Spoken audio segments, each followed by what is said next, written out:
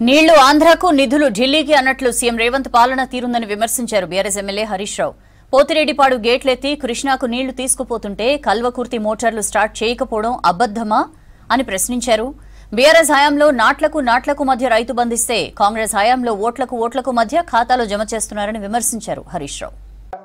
మెదక్ అంటే కేసీఆర్ గారికి చాలా ఇష్టం. మీకు తెలుసు ఏం జరిగిందో, అసలు మెదక్ రూపురేఖలు ఎలా మారినాయో మీ బీఆర్ఎస్ హయాంలో మీకు తెలుసు. ఎన్నో రోజుల కళ మెదక్ జిల్లా, ఆ కళను నిజం చేసింది మన కేసీఆర్, మన బీఆర్ఎస్ పార్టీ. కానీ ఏదైనా నిజం నిలకడ మీద తెలుస్తుంది అన్నట్టు ఇప్పుడిప్పుడే ప్రజలకు అర్థమైంది. 20 నెలల కాంగ్రెస్ పాలనలో ఏం జరిగింది తమ్మి? కేసీఆర్ గారు ఇచ్చిన ట్రాక్టర్లలో డీజిల్ పోయాక అవి చెట్టు కింద పెట్టిరు. చెత్త సేకరణ బంద్ అయింది. ఏ ఊళ్ళన్నా పోయి చూడండి, 150 బుగ్గలుంటే 60 కాలిపోయినాయి, సగం కాలిపోయినాయి, బుగ్గలేస్తోటి దిక్కులేడు. అసలు ఎక్కడ కూడా మొత్తం కూడా పరిపాలన కుంటుపడిపోయింది. ఇలా ప్రజలు చాలా ఇబ్బందుల్లో ఉన్నారు. ఇలా వ్యాపారాలన్నీ తగ్గిపోయినటువంటి పరిస్థితి ఉన్నది.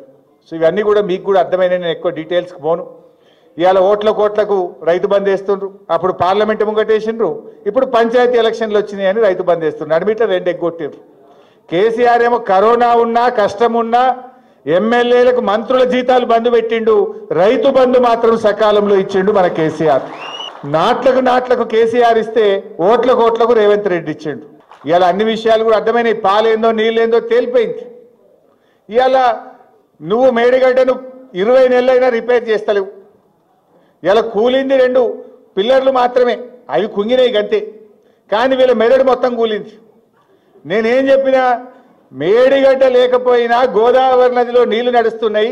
కన్నెపల్లి పంప్ హౌస్లో మోటార్లు ఒత్తుతే మా నిజాంపేట మండలంలో చెరువులు నింపచ్చు, మా చేగుంటలో చెరువులు నింపచ్చు, మా రామాయణపేటకు నీళ్లు తీసుకుపోవచ్చు. మోటార్లు వస్తావా అని మనం మాట్లాడినాం. నేను అడుగుతున్న ఉత్తమ్ కుమార్ రెడ్డి, ఏది అబద్ధాలు? శ్రీశైలంలో వరద వచ్చి 36 రోజులైంది, అబద్ధమా? నువ్వు కల్వకుర్తి మోటార్లు ఆన్ చేయలేదు అని నేను చెప్పిన ఈ విషయం అబద్ధమా?